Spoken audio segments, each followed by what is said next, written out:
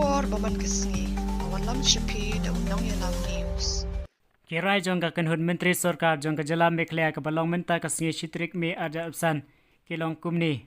Kabaningkong kala menjur ka jing terwa ban kentewi ke secondary school syaki haya secondary school. Bat banang at shushu ikiwe pat ki jajing pule ha ke haya secondary school.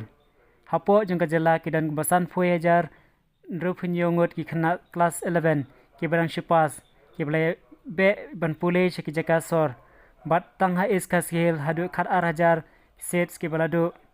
Ban kentewi kene ka kabinet kala menjur ban kentewi kendro tali ki school sarkar syaki haya secondary school bat at hadu khandai hajar set bat ban benrong ikwe pat ki jajing pule hai khatwe tali ki school sarkar kabar kala menjur e kame khalia behavior scrappage policy arjabsan kajing thmu jing ni ka policy kalong ban like da ki jing dheng kali bat ban yada ye kamariang na ki jakhlia ki bami nei kali rem na ka tadem bat kini ki kali anam sha shu banyai hakisurok an sedang ningkong nei kali sarkar ki bala khatsan snem sheneng ki don kumbasan hajar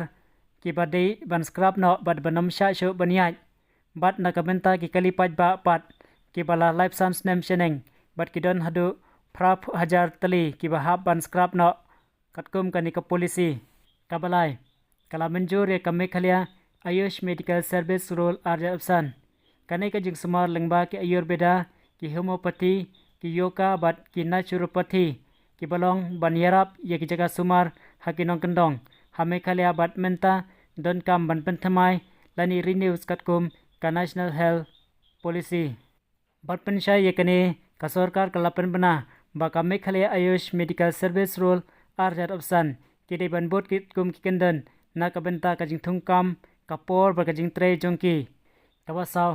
kala menjur ban kala ye ka jing pniat kam jong kam mekhle civil defense and home guard service role khat khandai spa prop khandai pat pensuk ye ka post jong director of civil defense ha ka ba dei ban phme da u commandant generals of home guard Wan baman kesngi subha ban subscribe ya ka channel undang yalam news. Kublai shibu.